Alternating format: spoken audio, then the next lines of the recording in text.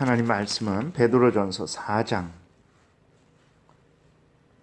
12절부터 19절까지 보겠습니다. 베드로전서 4장 12절부터 19절까지 우리 한 목소리로 같이 봉독하겠습니다. 사랑하는 자들아, 너희를 연단하려고 오는 불시험을 이상한 일 당하는 것 같이 이상히 여기지 말고 오히려 너희가 그리스도의 고난에 참여하는 것으로 즐거워하라. 이는 그의 영광을 나타내실 때에 너희로 즐거워하고 기뻐하게 하려 함이라. 너희가 그리스도의 이름으로 치욕을 당하면 복 있는 자로다. 영광의 영 곧 하나님의 영이 너희 위에 계심이라. 너희 중에 누구든지 살인이나 도둑질이나 악행이나 남의 일을 간섭하는 자로 고난을 받지 말려니와 만일 그리스도인으로 고난을 받으면 부끄러워하지 말고 도리어 그 이름으로 하나님께 영광을 돌리라. 하나님의 집에서 심판을 시작할 때가 되었나니 만일 우리에게 먼저 하면 하나님의 복음을 순종하지 아니하는 자들의 그 마지막은 어떠하며 또 의인이 겨우 구원을 받으면 경건하지 아니한 자의 죄인은 어디에 서리요. 그러므로 하나님의 뜻대로 고난을 받는 자들은 또한 선을 행하는 가운데에 그 영혼을 미쁘신 창조주께 의탁할지어다. 아멘. 기도드리겠습니다. 살아계신 하나님, 이 시간 하나님 말씀을 전하고 듣습니다. 성령께서 역사하셔서 우리를 향한 하나님의 뜻을 잘 깨달아 알게 도우소서. 하나님이 알려주시는 대로 또 잘 믿고 따르게 도우소서. 모든 성도님들 또 하나님께서 은혜 가운데 한 주간 지키시고 보호하시고 인도하여 주옵소서. 하나님께서 온전히 주장하시기를 바라고 예수 그리스도의 이름으로 기도드렸습니다. 아멘. 오늘 본문에서는 이제 베드로가 그리스도인의 고난에 대해서 계속해서 말하고 있는 것을 보게 됩니다. 베드로 전서 전체가 고난에 대한 많은 언급이 있어요.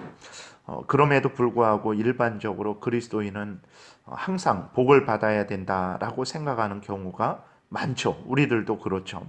우리나라에 유명한 삼박자 축복이 있죠. 영혼이 잘 되고 육신이 잘 되고 범사가 잘 되는 것. 그러나 이러한 그리스도인의 삶은 없습니다. 그것은 우리들이 성경을 통해서 확인하게 되고 또 우리 개인의 삶을 돌아보면 그것을 쉽게 확인할 수 있죠.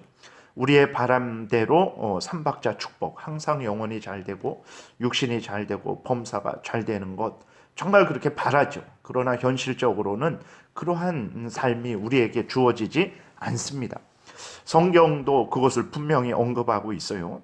오늘 본문도 그렇고 다른 성경 구절을 먼저 말씀을 드리겠습니다. 데살로니가전서 2장 14절에 보면 형제들아 너희가 그리스도 예수 안에서 유대에 있는 하나님의 교회들을 본받은 자 되었으니 그들이 유대인들에게 고난을 받음과 같이 너희도 너희 동족에게서 동일한 고난을 받았느니라.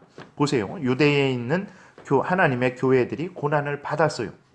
사도행전 8장에 보게 되면 핍박이 극심해갖고 예루살렘에 그 하루에 3,000명, 5,000명씩 예수 그리스도를 믿고 하나님께로 돌아와서 교회를 형성했는데 그 핍박이 너무 극심해서 이제 사도들만 남고 모두가 다 흩어져 버렸습니다. 그러한 핍박을 예수 그리스도를 믿는 사람들이 받았어요. 근데 데살로니가 교회도 같은 고난을 받는다 그랬어요. 그 정도의 핍박을 받는다 그랬어요.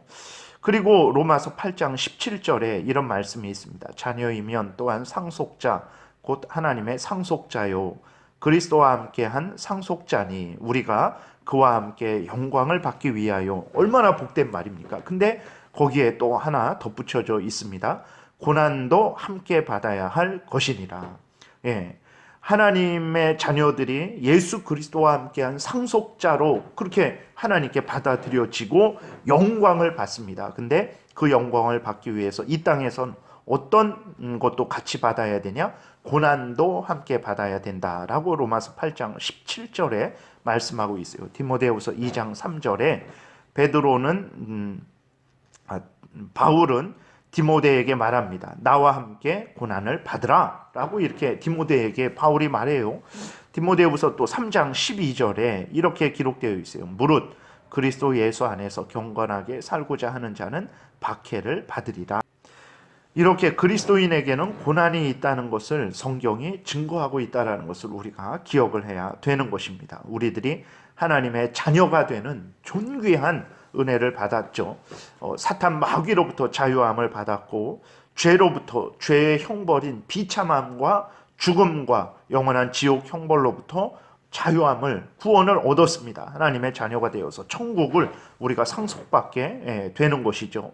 그러나 그러한 우리들일지라도 이 땅에서 살아가는 동안에는 고난을 받는다라는 것이 성경 전체에서 증거하고 있는 것입니다. 여러분 한번 성경을 찾아보세요. 그래서 믿음의 조상들을 한번 살펴보세요. 그들 중에서 이 땅에서 영혼이 잘 되고 육신도 항상 잘 되고 범사도 항상 잘 된 사람이 누가 있는지 한번 찾아보세요. 히브리서 11장을 한번 가만히 살펴보세요. 거기에 나오는 믿음의 조상들이죠. 어디에 내놔도 자랑할 수 있는 하나님을 잘 믿고 섬긴 믿음의 조상들입니다. 그 조상들 중에서 영혼이 잘 되고 것 같이 육신이 잘 되고 범사가 잘 된 사람이 누가 있습니까? 그 중에서 고난받지 않은 사람이 누가 있습니까? 우리들은 정말 그렇죠. 모든 우리를 포함해서 그래요. 모든 그리스도인들, 그 다음에 모든 그러한 인간들은 고난받는 것을 좋아하지 않죠. 누가 고난받는 것을 좋아합니까? 지금 당장 우리가 어떤 질병에 걸리는 것, 그거 얼마나 두렵습니까? 그리고 정말 그것은 멀리 하면 할수록 우리들은 좋죠. 그러나 우리들의 바람은 그럴지라도 현실은 그렇지 않다라는 것을 우리가 기억해야 됩니다. 이렇게 모든 사람들이 본성적으로 고난을 싫어해요. 그리스도인된 우리들조차도 고난을 싫어합니다. 그러니까 그러한 삼박자 축복이 사람들의 관심을 끄는 거죠. 주의해야 됩니다. 성경은 그리스도인에게 평안과 기쁨과 풍부만 있는 것이 아니고 고난도 항상 함께 있다라는 것을 성경 전체에서 증거하고 있다라는 것을 잊어서는 안 됩니다.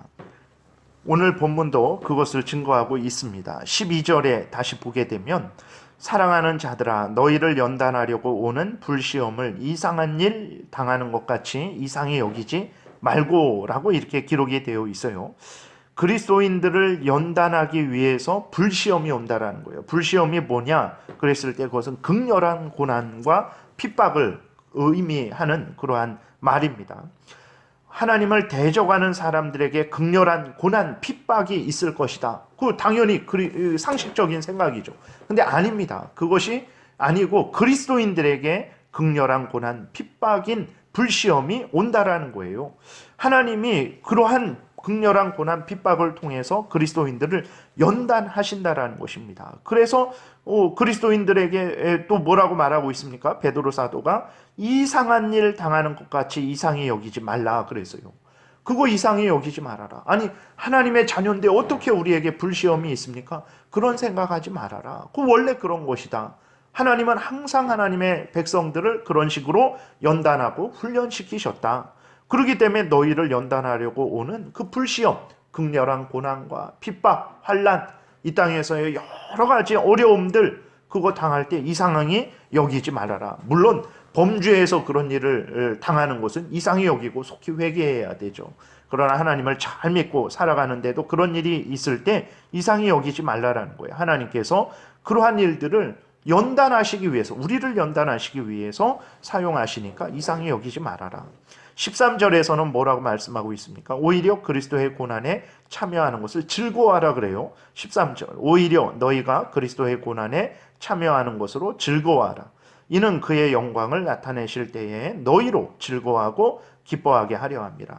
하나님 앞에서 당하는 고난, 그리스도인으로서 당하는 고난, 그리고 그리스도의 고난, 그리스도를 위해서 당하는 고난, 예수 그리스도 때문에 당하는 고난, 예수 믿는 것 때문에 당하는 고난, 그것은 즐거워하라는 것입니다. 그래서 범죄에서 15절에 살인이나 도둑질이나 악행이나 남의 일 간섭하는 자로 고난을 받는 거 절대 그리스도인이 행해서는 안 되는 거예요. 그러나 그리스도의 고난, 그리스도를 위하는 고난, 예수 그리스도 믿는 것 때문에 당하는 고난, 그것은 오히려 이상히 여기지 말고 기뻐하고 즐거워하라 라고 말씀을 하고 있다라는 것을 기억을 해야 됩니다. 이것은 베드로 사도만 말한 게 아니에요.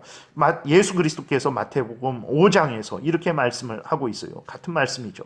10절에 의를 위하여 박해를 받은 자는 복이 있나니 천국이 그들의 것임이라. 나로 말미암아 너희를 욕하고 박해하고 거짓으로 너희를 거슬러 모든 악한 말을 할 때에는 너희에게 복이 있나니 기뻐하고 즐거워하라. 하늘에서 너희의 상이 큼이라. 너희 전에 있던 선지자들도 이같이 박해하였느니라 라고 이렇게 기록이 되어 있어요. 예수님이 직접 말씀하셨습니다. 이 말씀에 근거해서 베드로 사도가 오늘 이러한 권면을 하는 것이라는 것을 기억해야 됩니다. 여러분, 예수님이 직접 말씀하셨어요. 예수 그리스도 때문에, 예수 그리스도를 위해서 고난을 받는다. 그러나 그때 두려워하지 말아라. 너희 상이 크다. 천국이 너희 것이다 라고 말씀하고 있다는 것을 기억을 해야 됩니다. 그리스도인에게 하나님의 은혜가 있죠. 그러나 고난도 항상 함께 있다는 것을 기억해야 됩니다. 하나님은 우리에게 평안과 고난을 통해서 우리를 또 위로하시기도 하고 훈련시키시기도 하고 우리를 천국으로 그렇게 이끌어 가신다라는 것을 기억을 해야 되는 것입니다. 두려워할 필요는 없습니다. 우리가 주님을 위한 고난을 당하였으면 주님이 그것을 알아주시죠. 하나님이 그것을 알아주십니다. 그리고 예수 그리스도께서 이 땅에 오실 때에 그 일에 대해서 우리에게 또 갚아 주실 것이고 하나님과 함께 천국에서 영생을 누리도록 우리를 천국으로 인도해 주실 것입니다. 그러므로 여러분, 하나님 잘 믿고 살아가는데, 하나님 말씀 따라 잘 믿고 살아가는데 고난이 있다, 이상히 여기지 마십시오. 원래 그런 거예요. 우리가 참 바라죠. 삼박자 축복을 바랍니다. 우리 영혼도 육체도 범사도 문제없이 늘 형통하기를, 건강하기를 바라죠. 그런 건 바랄 수 있습니다. 그러나 그렇게 되지는 않을 거예요. 그리고 그것만 바라면 그것은 하나님의 뜻을 반만 바라는 거죠. 하나님은 우리에게 고난을 주십니다. 그래서 그 고난을 당당하게 담대하게 받기를 바라세요. 그래야 우리가 훈련이 되는 것이고 그것이 우리를 이끌어 가시는 하나님의 방식인 것입니다. 그렇기 때문에 여러분, 고난 당할 때, 하나님 잘 믿고 있는데 고난 당할 때 이상히 여기지 마시고 오히려 하나님을 더 의지하시기 바랍니다. 그럼 그 고난이 우리에게 참 현실적으로는 힘들고 어렵지만 결국은 참 귀한 믿음의 열매, 생명의 열매, 그러한 하나님의 복된 그러한 열매를 맺게 될 것입니다. 기도드리겠습니다. 살아계신 하나님, 감사합니다. 참으로 늘 평안했으면 좋겠고, 늘 건강했으면 좋겠고, 늘 풍성했으면 좋겠고, 늘 아무 문제 없었으면 좋겠습니다. 그러나 하나님, 이 땅에 살아가는 그러한 우리들의 삶은 이러한 일들이 일어나지 않는다라는 것을 우리가 참 우리 현실을 보면서 깨달아 알고 있고, 또 성경을 통해서 분명하고 확실하게 깨달아 알고 있습니다. 하나님 아버지, 헛된 가르침에 우리가 속지 말게 도우시고 성경에서 알려주시는 대로 믿고 따르는 복된 신앙생활하게 도우소서. 예수 그리스도의 이름으로 기도드렸습니다. 아멘.